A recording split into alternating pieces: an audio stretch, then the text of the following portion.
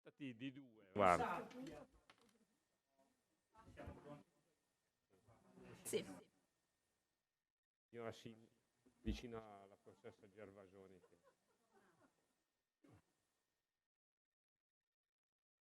Eccoci allora ritornati. Here we are back. We resume from the previous working session. This is a new roundtable, and the first speaker is Roberto Castiglioni, co-founder and CEO of Ikigai Capital, connected from London. Hello, Roberto. Can you hear us? Can you see us? Yes, I see and hear you. Good afternoon to you all. So let's break the ice with you, and let's start from your profession, what you achieved, what you have done. You are a consultant. Ikigai works for those companies that are energy intensive, that use a lot of energy, consume a lot of energy, and you also follow energy investors. In your position, you have to deal with energy transition. Can you hear me? Yes, okay, fine. So we would like to ask you to explain how you're facing this energy transition, which is so important globally. Thank you to LIUC University for the invitation to celebrated the 30th anniversary of its establishment. I deal with energy transition, or what concerns energy transition, from the use of fossil fuels, fossil gasoline, to the use of renewables, green energies. This is a challenge all countries have at a worldwide level. I'm based in London, but from London, we already entered the Italian market, and interestingly enough, we are bringing the UK experience to the Italian market. One aspect I'd like to underline is that given the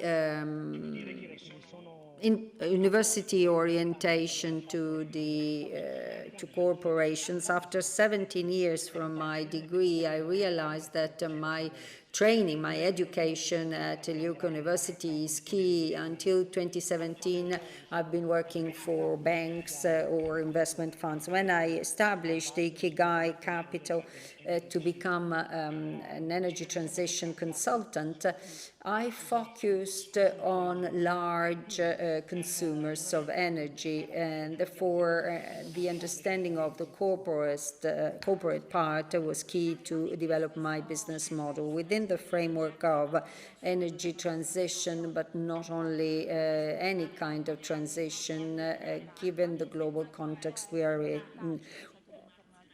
How is the concept of internationalization important? To what an extent was it important for the development of your business? The concept of internationalization in energy transition is key, because unless we all act in the same manner, with the same objectives to decarbonate economy, it will be useless. If Italy only does that and all the other countries do not decarbonate, then we won't be achieving the results. So internationalization is key, as well as global thinking and local action. Internationalization moves in two directions, from the inside to the outside, and conversely, to import knowledge at a local level, but also, as we are doing, exporting knowledge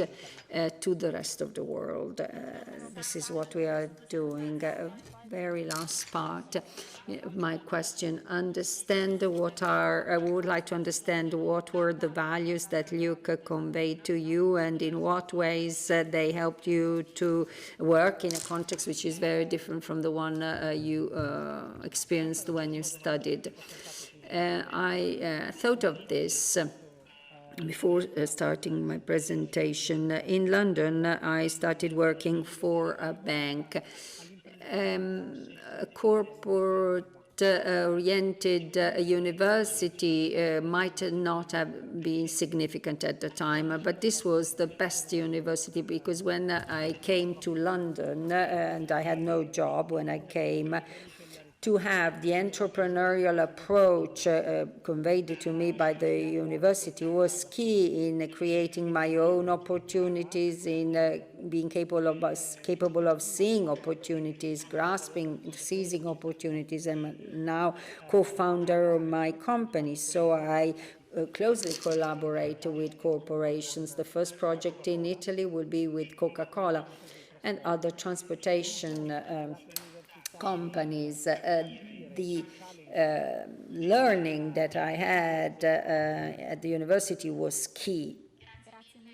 Thank you, Roberto, and thank you for your witness. Now leave the floor to the next panelist, Sergio Vitaliti, Vice President of Polygram Entertainment.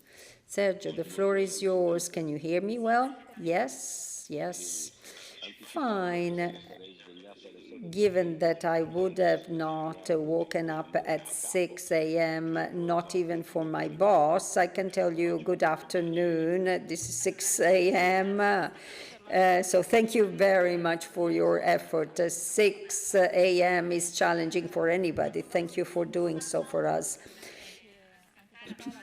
And my question to you is, how will entertainment industry evolve in the future? Polygram is part of the Universal Music Group, so we would like to understand what is the future of the entertainment industry you're working in.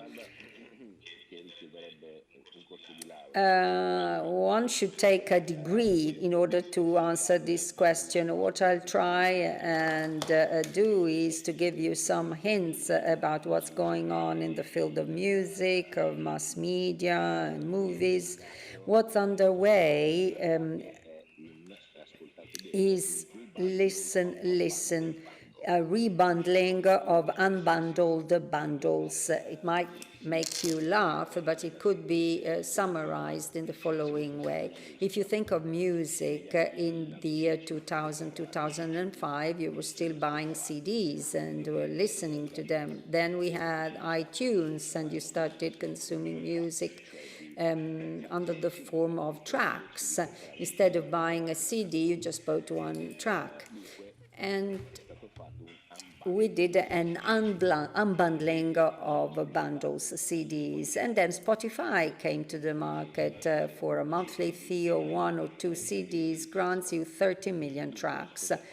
What did Spotify achieve? They rebundled an unbundled bundle. And now a CD, before we bought a CD, then a track, now the full catalog. And in movies, the same thing is taking place. Before, you paid cable TV, mainly in the US, I remember Stream, you paid a subscription to watch the Big Brother, and then people were no longer happy with the cable TV because content was not rich enough, and so they started deleting their subscription and started consuming on-demand movies. They watched them mainly in the US, relying on the Netflix platform. Originally, Netflix was a platform that was sending films at your home by mail. So there too there was an unbundling. What is happening now?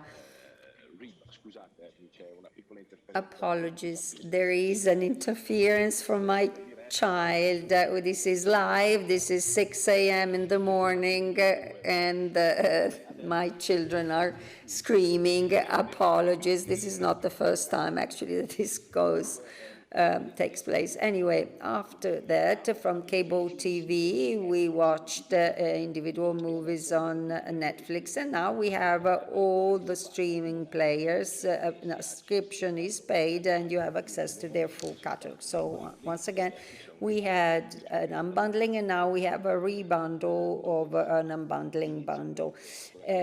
What is the orientation? Originally, you paid $120 a month for cable TV. Then we started paying $1, $2 for a single movie. And nowadays, with all these streaming players, we pay $10, $15 there. So we're going back to paying more or less the same figure you paid for cable TV. So you might say, so are we going forward to move backward? Yes, to a certain extent, yes, but we should also consider that all this developed an economy, businesses, jobs, amongst which also mine, and also nowadays video content is what the consumers want to watch, because what was done it was to tailor-make content for consumers. I know that the time is very little, but I have a further comment to make. I'd like to highlight the definition of film. What is a film? What is a movie today?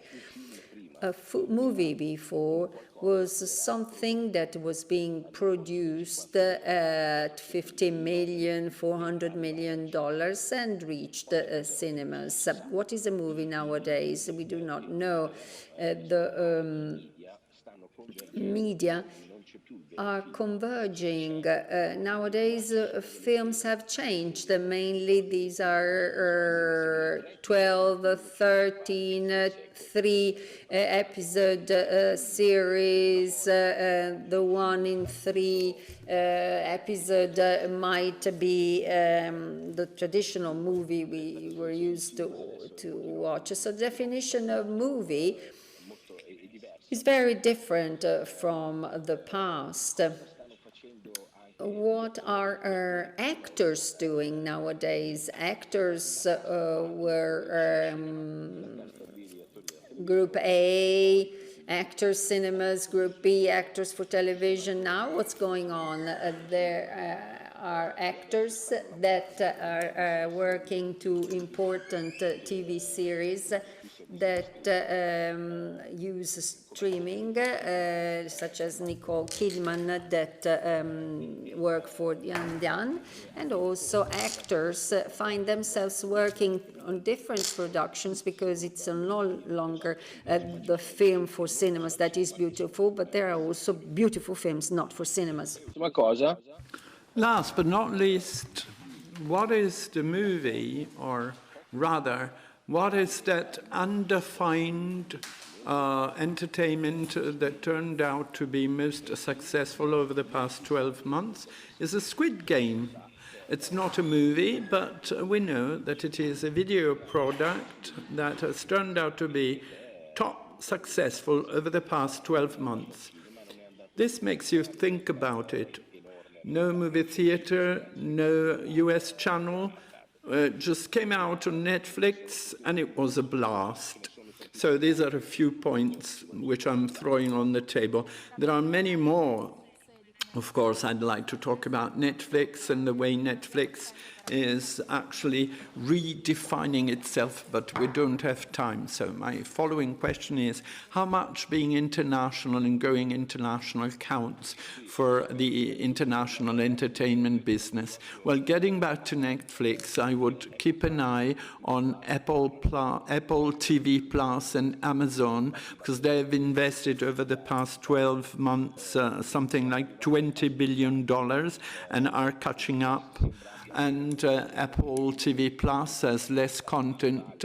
The content is total and global, and they won an Academy Award, and they invested many billions of dollars, which are being made in 20 minutes or so. You know, you have to pay a great deal of attention to these actors.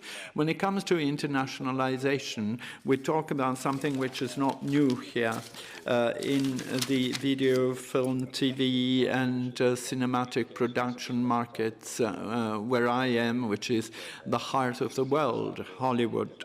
Well, this has always been international. In the world of cinematic production, what happens is that, for sure, because of know-how, because of skills, and whatever goes with it, Hollywood leads, and therefore all productions are being managed by Hollywood.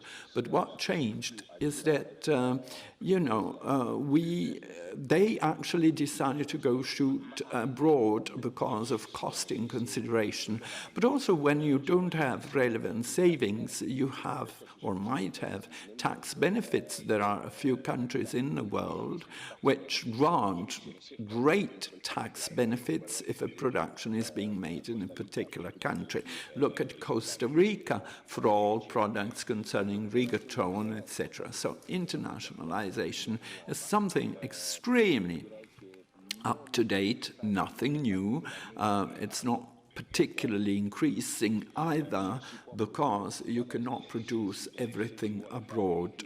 If you want to shoot a movie and you want the skyline of New York City or Los Angeles, which are the vast majority, I cannot go produce somewhere else. An emerging country is for sure Canada. They're working a lot for the movies. They're certainly helping and giving support to all US and Californian companies. We have a show which is being broadcast on Rai 3, which is Zoe Extraordinary Place, La Lista Straordinaria di Zoe in Italian, and I invite you to watch it, which is very nice. It's been shot in Canada, although when you watch it, you don't understand because it looks like the US. Well, okay. What about the values now?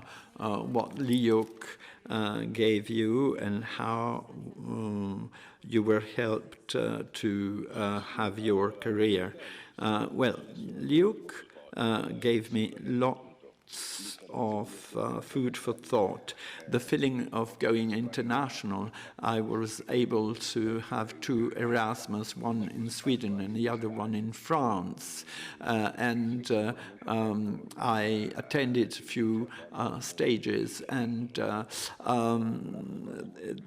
it helped me to open up my mind to the world. And another important thing was the attraction as well as the interest which I used to have, and many other colleagues of mine used to have, for the teachers made by top professionals. I graduated in 2001, and I remember that every single day I went to LIUC, I found somebody who was on the news the day before. And this was very interesting. I remember Professor Di Pietro and others. This has been definitely a fantastic experience. And the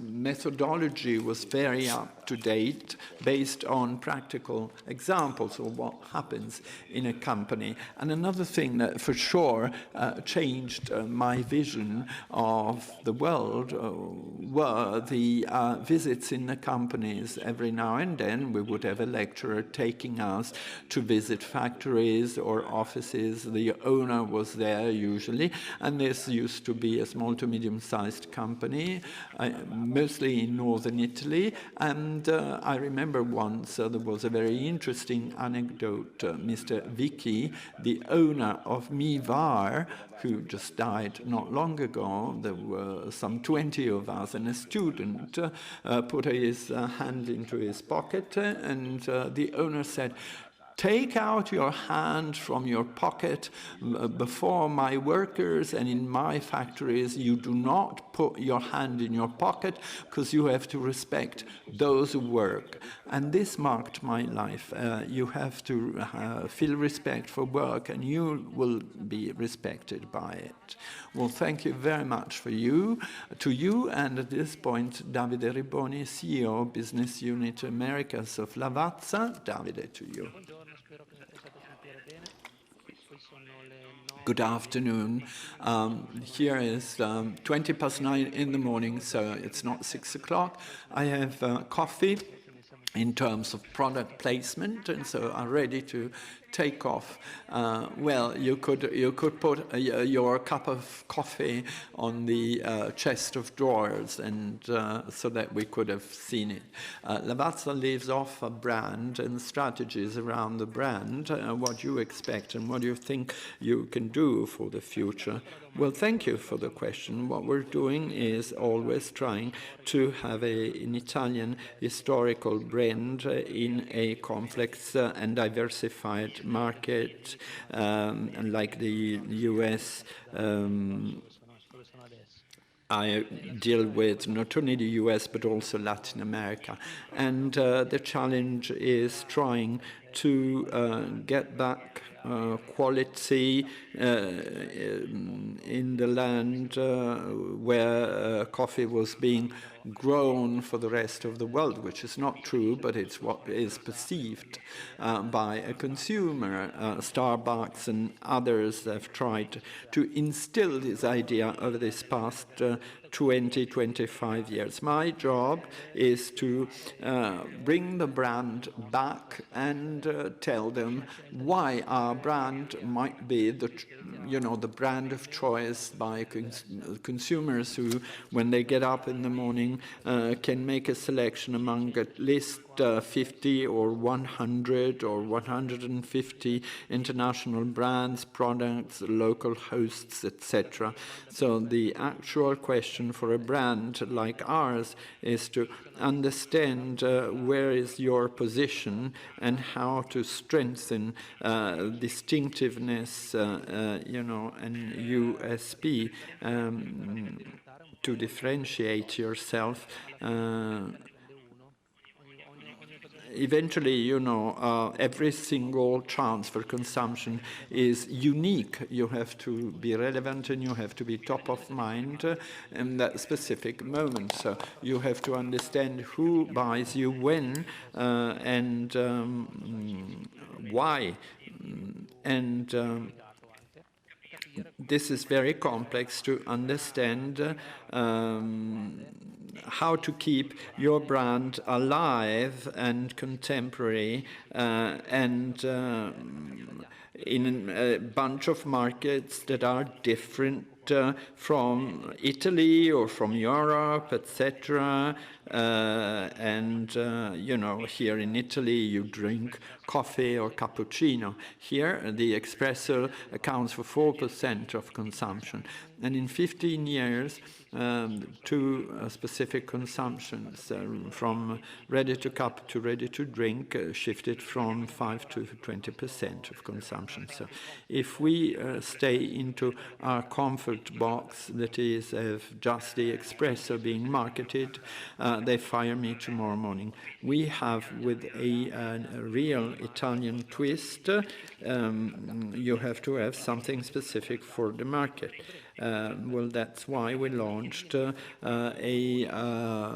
ready-to-drink product, canned coffee plus milk, which might be a disaster for someone who's a conservative in terms of espresso coffee. But if you don't behave like this, no brand, no luxury brand can have a competitive space in 2022.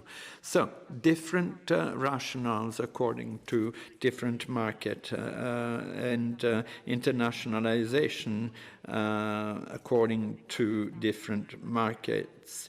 So how would you make the most of internationalization? But rather than talking about internationalization, it's a word that I don't really like that much. If we could keep on thinking how to become international, it means that we're local.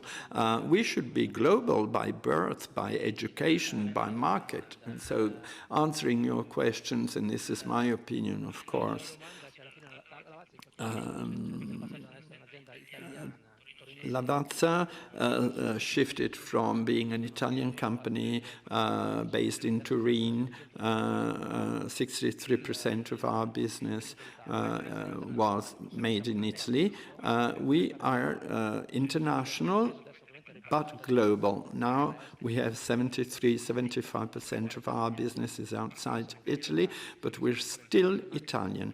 International, but Italian. We approach the world by being Italian. So how to be focused on markets and keeping our values in our system, in our country, because this is a distinctive value. And this is being acknowledged by all consumers, etc. And so this is quite an exciting time, but extremely complex, of course. You have said that LIUC gave you values and laid down the foundations for your current career. Can you tell me more about what are the tools that you got from LIUC? Yes, well, to echo what Sergio was saying, there were a number of things that helped me. For instance, being exposed to an entrepreneurial situation, the ability of seeing a company from the outside and inside as well. So this has created a context so that we actually started to be willing to know more and put all the pieces together. And that's why my experience at LIUC was really a major factor, because it became crystal clear for me what it means to work for a company or within a company and become a manager. So how to use your rationale and approach different issues with a given method and being pragmatic and being down to earth. So associating this pragmatism, which is typical of the entrepreneurial texture and area where LIUC is based, with an excellent ability to bring about practical and relevant examples, to be able to have an opinion, and then it's up to the student to put together pieces. We cannot expect an institution to work for us. What's important is to have the tools and then be able to combine. So thank you. London, Los Angeles, and New York. Now we go to Abu Dhabi with Fabio Cattaneo, Senior Vice President of Agazzi Group and Head of Transformation. Good morning. I don't know what's the time there. I'm a little lackier. This is 5:30, so you know, a little better than my colleagues in America. First of all, thank you very much to all of you for having invited me to this discussion panel here in Abu Dhabi since 1.5 years. I deal with transformation strategy of Actia. Actia is a former governmental company. We went through an IPO, a local IPO here in Abu Dhabi. It's supported by Abu Dhabi's sovereign fund, and it's in the food and beverage industry.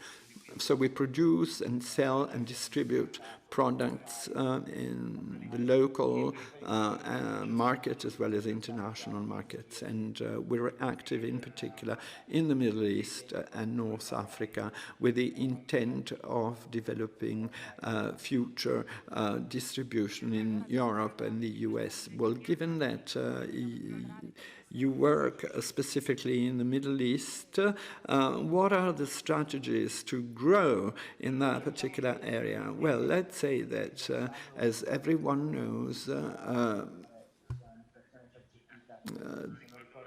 there is a perceived inflation of approximately 8% in the US and similar percentage values in Europe as well. But if you take into consideration food and beverage, values are definitely higher. Take, for instance, raw materials such as wheat. Until 6 to 7 or 8 months ago, came to $130, $150 per tons. Now it's approximately $600 per ton. Now you will immediately understand the impact and the price increase. This is an impact in terms of raw materials, and so the margins are being eroded, like ours, for instance. And in particular, in the United Arab Emirates, we have 4 major problems in the food and beverage industry. The first is food security, because as you may imagine, the local sources are rather low, and during the COVID pandemic, they've realized that food security is an important asset for this company, because when you have a distortion of the whole supply chain, then you have the problem of importing those materials. So let's say that this is the major problem, but we're expanding, we're growing. Over the past 9 months, we made 5 acquisitions in order to accelerate in this situation, and we have worked with another 3 companies to keep food security and enough supplies for the population. Scusa, avevamo perso leggermente l'audio, adesso è tornato. Food security abbiamo capito tutto. Yes, we've understood everything about food security.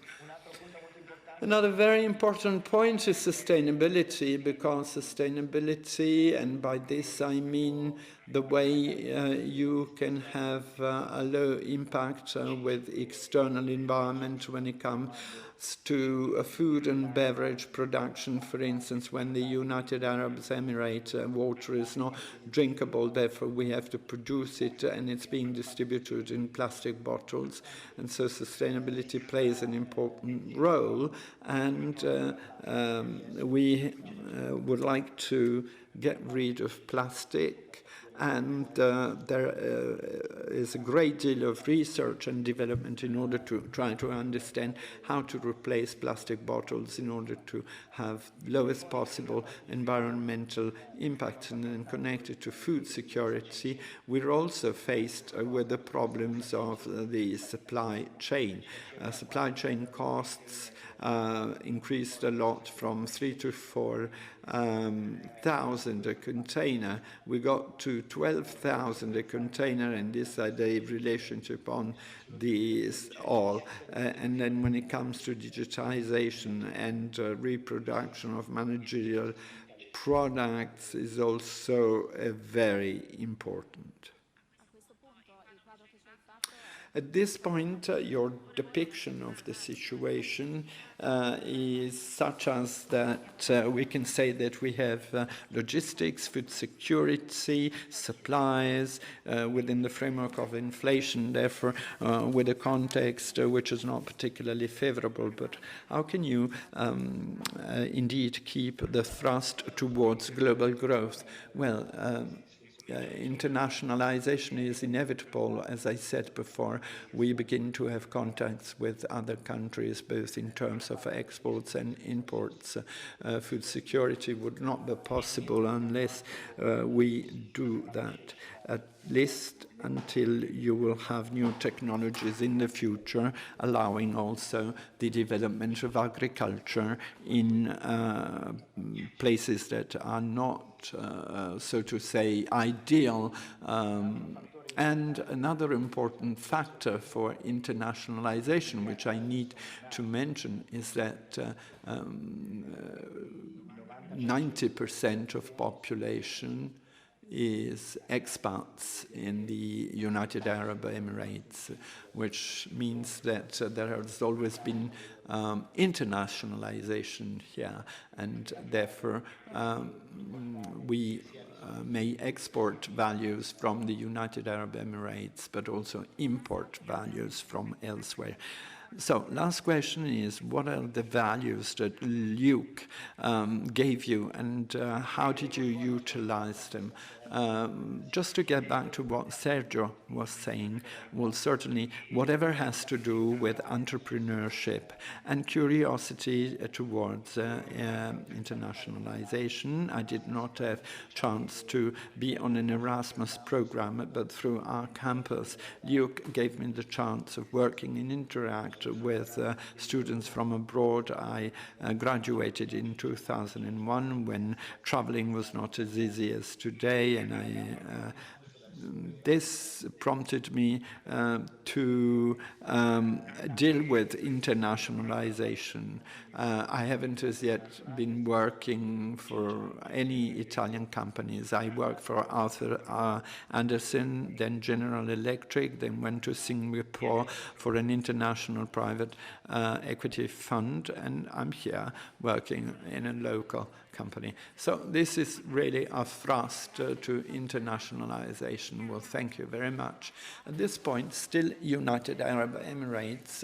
Here we have Camilla Martra, founder and CEO at CF Project Management. You deal with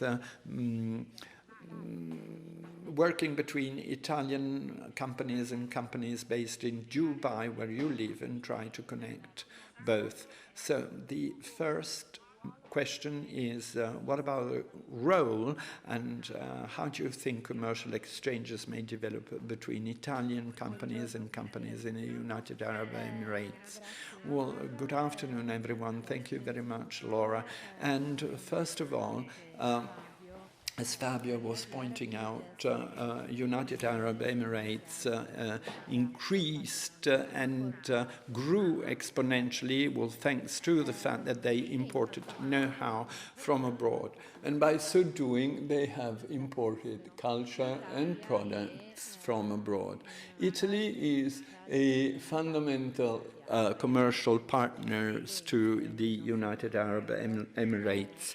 We have some excellent companies in our Italy, which often are more famous abroad, for instance, in the food and beverage industry, or whatever has to do with architecture and design. These are definitely the industries that are most developed in terms of trading with the United Arab Emirates. Of course, we cannot take into consideration the year 2020 because, unfortunately, because of COVID, it turned out to be absolutely impossible to move goods from one country to the other. But if we go back and see data that are being published and constantly updated by our embassy and by the ICE Center in the Emirates, you see that there has been a down during the COVID pandemic, but then a sharp recovery in 2021, and even more so this year. You see that the cash cows, so to say, and most looked for in the United Arab Emirates are food, which ranks first, and whatever has to do with architecture and design, and then we have chemicals and metallurgical. these are the two sectors where we have most trading exchanges, and these are the most imported by the United Arab Emirates. How do you see the development of commercial exchanges and the Italian entrepreneurs as well in Dubai? Well, we should indeed start with an endless conversation, because first and foremost, we always have to remember that there is a substantial difference in terms of entrepreneuriality between Italy and United Arab Emirates, which are a situation of actually importing more than anything else. And the entrepreneurial space is made by companies opening up offices, particularly in Dubai. Italy is featured by these small to medium-sized companies, and these are more or less family-run businesses. So we have two ways to do business which are completely different. So the United Arab Emirates try to learn, and I'm referring to the locals because they want to learn our entrepreneurial setup, which is what characterizes Europe and the Western world in particular. So let's say that they rely heavily upon us, and they look for Italian know-how, like managers or commercial partners, etc., etc. So what I see is absolutely an ongoing development, an ongoing growth in terms of relationship, a commercial relationship between the two countries in terms of business and elsewhere. It is clear, though, that Italian enterprises should learn to live in the future. And this is a jingle by Emirates, which belongs to Dubai. It was Hello Tomorrow. That is, this is what we all need to learn. And although I am abroad, I am Italian as well. I love my country, and I firmly believe that we lack nothing. I mean, our organizations have everything they need and they want. We simply need to believe a little more in everyone's future. You said that LIUC encouraged you to make your dreams come true, or at least to try to develop your ambitions and perspectives. Can you tell us more about that? Well, my background is rather peculiar because I studied management and economics in 2016, between 2016 and 2017. Earlier on, in 2017, I left to go and attend a stage in Dubai. So in reality and in actuality, I've always been working in day life, and then I would study at night time. These were two difficult years, for sure. Had I not had a university like LIUC behind me, I would never be able to do that, because they laid down the foundations for my knowledge in terms of being a professional right now. They gave me the chance of studying from abroad, so I had all the possible support from teachers, the placement office, etc. They encouraged me to get my degree from Dubai, and I would never have been able of doing it unless I had a university like LIUC behind me.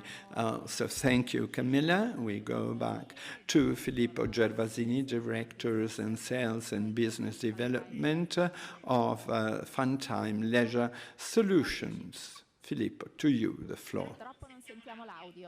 Unfortunately, we cannot hear you. Okay, yes. Buongiorno a tutti, grazie per l'invito. Good morning and thank you for the invitation. I'm from Varese, but I'm based between Kuala Lumpur and Ho Chi Minh City in Vietnam. But because of some projects and suppliers, I am in Italy. Thank you for the invitation. But very briefly, I graduated in 2002 in business economics, and thanks to the International Relationships Office, I went to Kuala Lumpur for a stage with Italtrade. And from there, working, I had the chance of attending a master course organized by Leeds University with University of Malaya. And there was a program of European exchange, and then a master in international business, after which I started to work, and I joined my organization in 2006. We started to work in Southeast Asia when the commercial malls boomed, and we have introduced what we call leisure solutions, that is entertainment for commercial centers at the level of events or fixed. And so we have for instance, introduced mobile ice rings, both mobile and permanent. And then in 2012, we had a new technology so that you can produce real snow in commercial malls during some events. So during the first few years, we organized events from 2012, the market started to saturate. We changed our business model from selling products and events. We wanted to sell something else, that is a complete solution of 2,000, 3,000 square meters that is being set up in a commercial center in their entertainment area as a permanent structure. So based on the development of the market over the years, we shifted from introducing Italian technology into Southeast Asia, so Vietnam, Indonesia, Malaysia, Philippines, and Thailand. We shifted from selling or renting products to sell and manage formats, turnkey solutions, as we call them, which is exactly what we're doing today. We have entertainment centers, both indoor, outdoor, both dry, that is entertainment parks such as Gardaland, not as big but a little smaller, so both outdoor and indoor in shopping malls. And that's why we call them leisure solutions. We work with resorts, hotel, shopping malls, etc. But in perspective, how do you think you will change this approach? Because you started by supplying shopping malls and then shopping malls with spaces for temporary events. Now I'm in shopping malls with a snow park inside. This is really amazing for the people here. Well, as you indeed have rightly enough pointed out, the change was a profound one, a complete one. We shifted from product to solutions, and in order to survive, this is an exponentially growing market, especially in Vietnam. There is a boom ongoing. I lived there from 2012 to 2018, there has been a shift from moped to car, as it happened with us. In 2012, everyone was riding a moped. In 2018, people queued up to purchase a car. You had to book an appointment to purchase a car because it was really a rush to it. There was a development of the middle class, and therefore It was a booming situation. The market changed a lot, and what we see is that the rate of development of the market is quicker than the human resources to follow. What do I mean by this? We work with large corporations in Southeast Asia, Vietnam, more or less in all countries, and they have thousands of staff members sending thousands of mails every day to us. So they have tons of people, but their know-how is like that of freshly graduated people. So our client has a budget, builds up a shopping mall. They don't know exactly what to do, and so they no longer need to purchase products that they would not know how to use, but since they purchase a format, they usually address Italians so that you can have what I like calling immersive experience. We're not selling machinery or a nice rink, etc., but we sell a format which becomes an experience, an immersive, interactive, new, different. Each client wants something different, but they never know what exactly. And so we create, we design, we submit, so it's tailor-made also in the entertainment industry. When it comes to internationalization, to go back to what Sergio and Davide were saying, this is a concept and this is a word which I'm not saying it's outdated, but let's take a clear-cut example. Everything is international. We sell made in Italy, we sell the project, some elements are made in Asia, some others elsewhere. Every single product is an integration of so many things coming from so many places that eventually,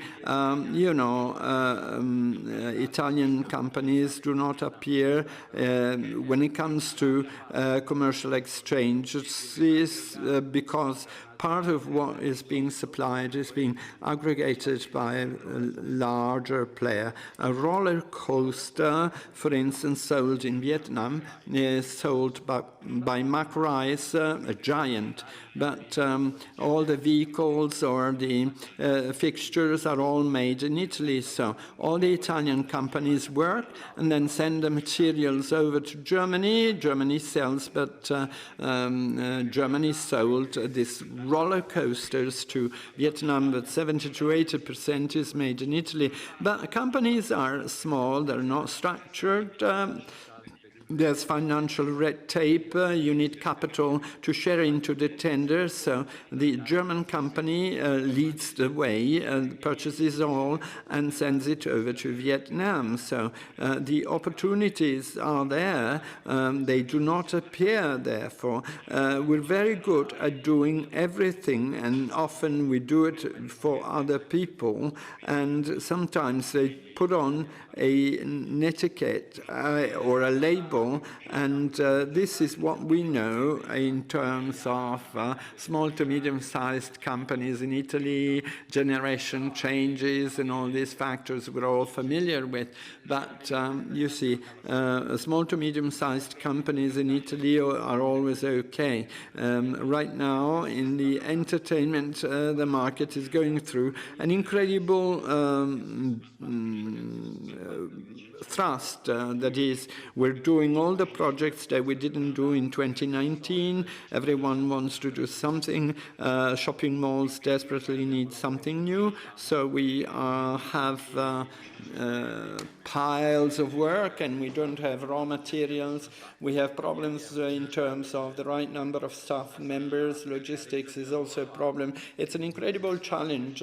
We indeed shifted from lack of work and on a 24-hour basis, and probably you'll see it by my face. You know, this is really challenging. Well, thank you very much to you, and I anticipate your last question.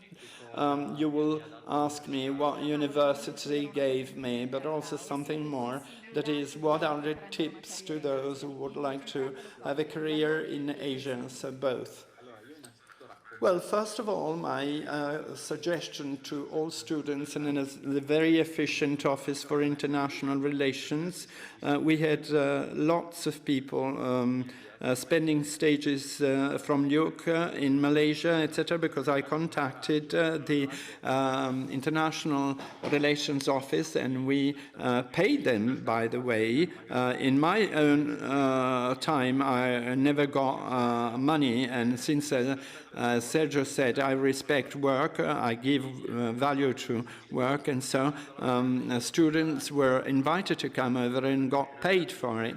So if you want to have a career in Asia, start with the stage. We are in contact with the International Relations Office. It's you work in a leisure hotel or in a resort, you come over, stay 6 months, you learn your English better, you get familiar with a different culture, and you come back with an experience to tick on your CV, which is worth wonders.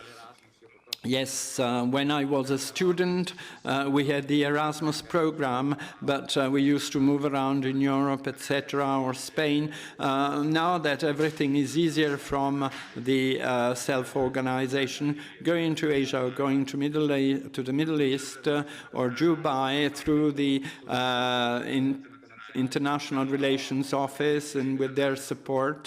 But yes, indeed, an experience abroad during and after your graduation is a must. I went to Asia thanks to LIUC with a grant in 2002, and I never came back. I mean, yes, I do come back from time to time, but I saw that that was my future. And the university gave me a chance to open up my mind and the ability to see all the opportunities, because when we started to produce ice skating rings, etc., I saw some people in Italy, they never exported. I said, give me an asset, I put my work and you put the capital, like in the basics. Let's combine these factors, let's get organized. From 1 to 2 to 3, we got to rent out in 2009 and 10, like 30 different ice rinks. So university gave me a vision, gave me the ability to see and to grasp the opportunities, of course with a pinch of knowledge, because mine is not a technical degree, I'm not an engineer or I'm not a physician. So a little bit of everything, but everything serves the purpose, so to say. And this gave me the chance of becoming an entrepreneur. I've never attended a job interview, although I have hired a lot of people, but I never had an interview, because we've always been working through partners, through our own network. I received lots of offers, but I mean, if you've been an entrepreneur from scratch and you're 47, although I have kids, etc., but no, my life is that of an entrepreneur. So once more, the university gave me the opening and the ability and the far-sightedness, and with some lecturers I'm still in contact.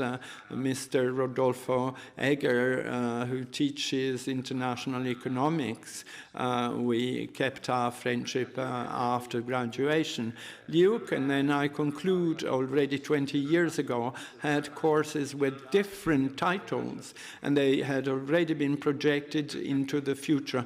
Economics of Technology Changes with Professor Luca Mari were courses that were an association between technology, economy, and economics, and Luca was already on the forefront 20 years ago. And I miss my time as a student. Well, thank you very much, Filippo Gervasini. And now the last guest, Mr. Daniele De Maria, head of feedstock growth at Neste Renewable Fuels. Daniele, to you. Good morning. Thank you very much. Allora, come anche agli altri, chiedo su Like I did with the others, I'm asking how this specific stage is part of your professional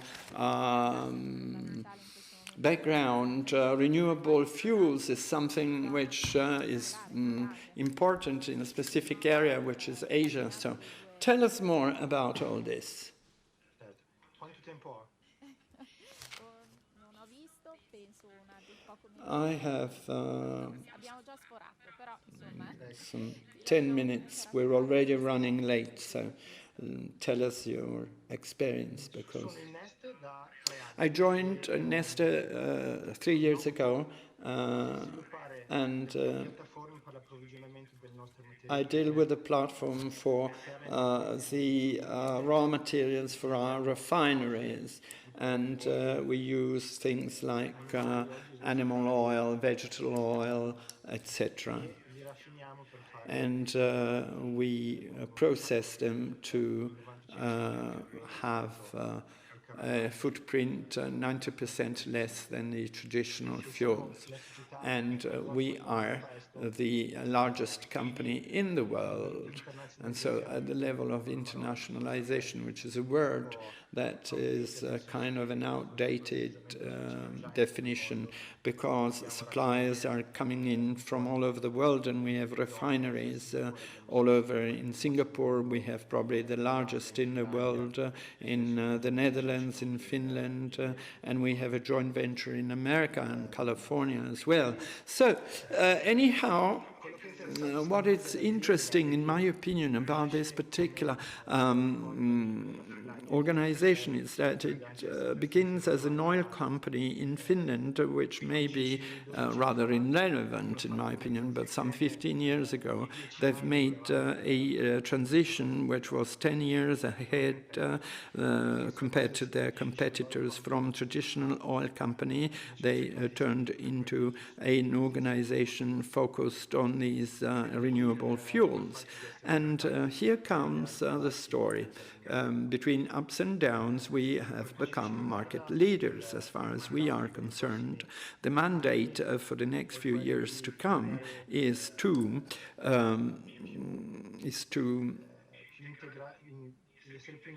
integrate in the supply chain as much as possible. So as far as I am concerned, I have to look for these raw materials in even tougher countries.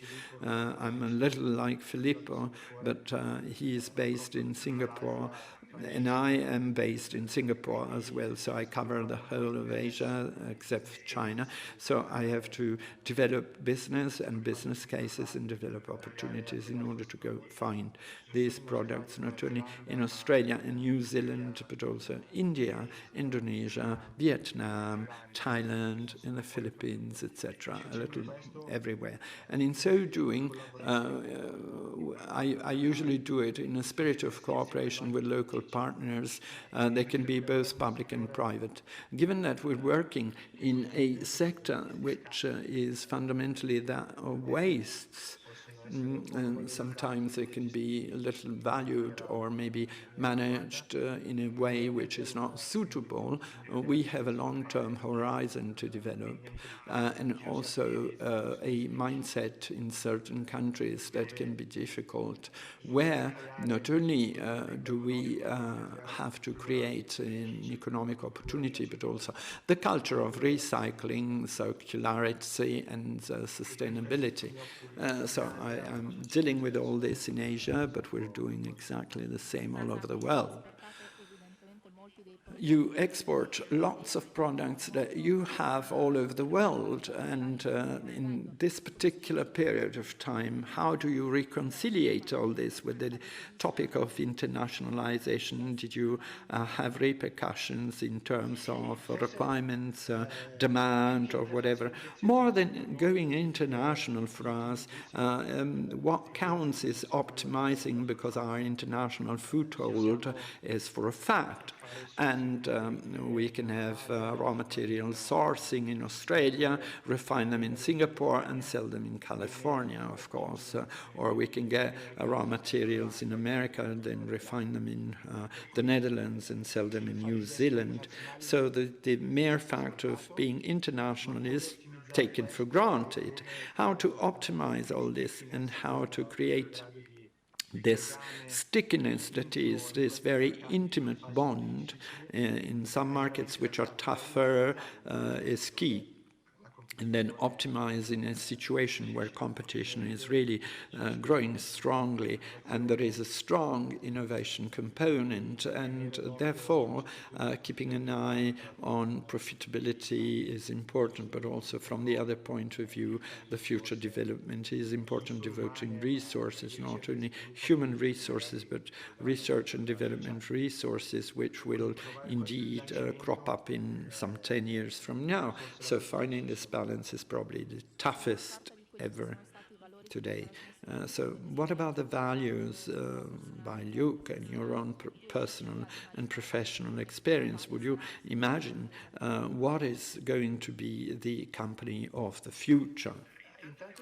Well, first of all, thanks LIUC, because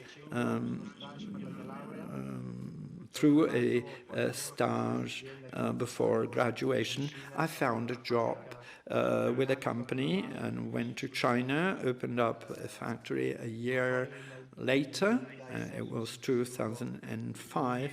So in 2007, I moved to Indonesia through contacts I had with people I met when I was on an Erasmus program in Germany, and then I moved to Singapore, and I'm still based there. So the experiences that you carry out will lead you to connections and fruits which you may not appreciate immediately, but they do remain and they do grow.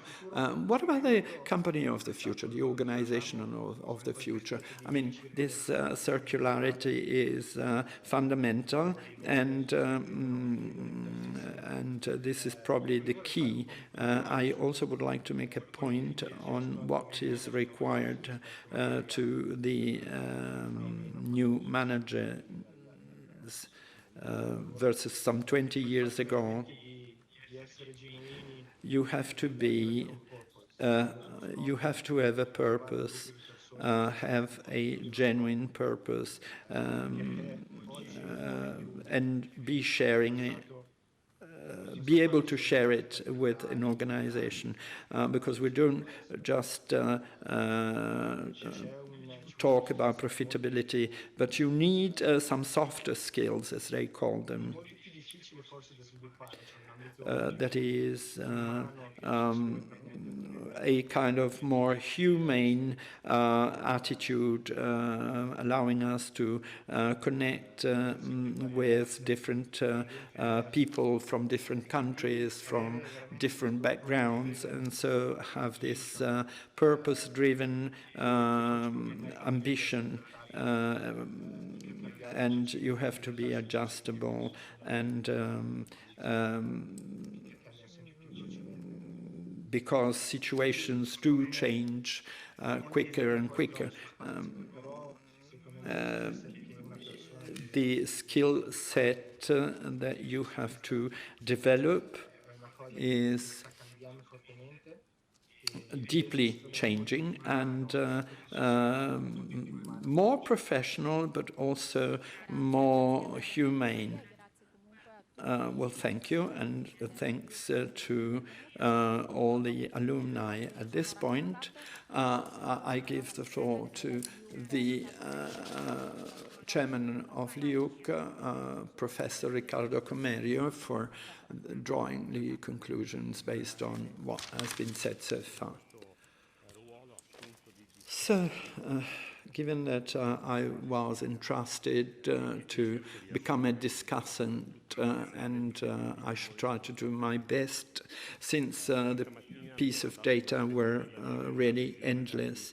This morning, I thought I might have a vision from here to the end of this year, and we went far beyond, and it's always beautiful because your local situation, which you know day in and day out, when it comes and it becomes an element of globalization, gives you vision so that you can look more positively to your expectations. Here we have the war, pandemic, inflation, the rates of interest increasing and whatever, and then you come to terms with this set of different situations, young people, but all managers, and they said, they reiterated that we're living in an old world, but it seems to me that we spent from London to Los Angeles via New York, Malaysia, Abu Dhabi and Singapore, and therefore, let's say, you know, we, so to say, approached different venues in industries which were different from one another. And if my indication was that there was a lack of hard manufacturing, Mr. Daniele De Maria gave us a lot of information on this very industry. Daniele De Maria dealt with recycling used tires years back, and is now working for sustainable byproducts of oil. Giving you details would be just too much, but let's draw some general conclusions. They're still part of all this. Gentlemen are still part of LIUC. They're all alumni, which is indeed a very important organization within our university, because it takes our past and pushes it towards the future.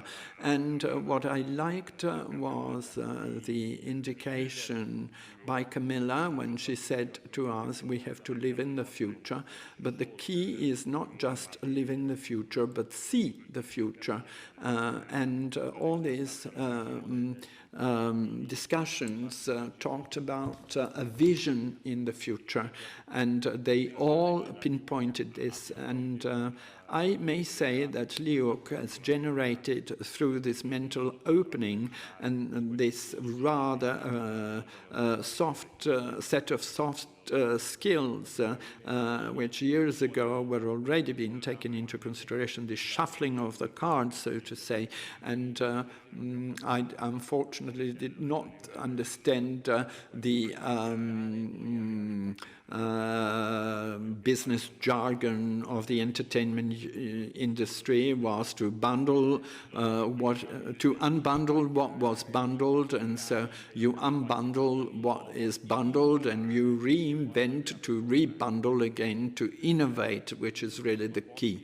Now, we're running late, and I may end on this.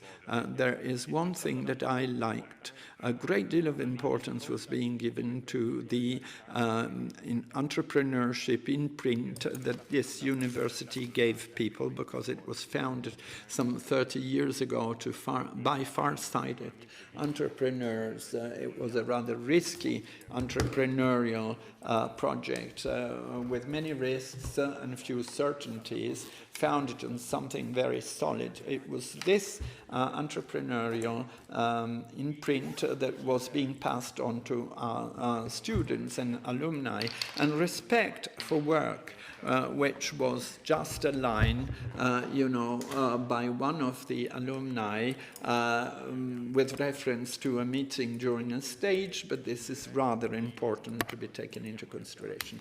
And I shall conclude by saying something which can be used by people who deal with communication, that LIUC is a university that walks without their hands in the pockets. This indication of that entrepreneur putting your hands into your pocket did not respect the work of the people who were working there, and you showed by this no respect to work is something very important for us in terms of being a university, and we certainly are very active, and we don't spend our time with our hands in our pockets. Thank you very much. Thank you to the testimonials as well. It's been a wonderful meeting. Thank you. Ciao a tutti.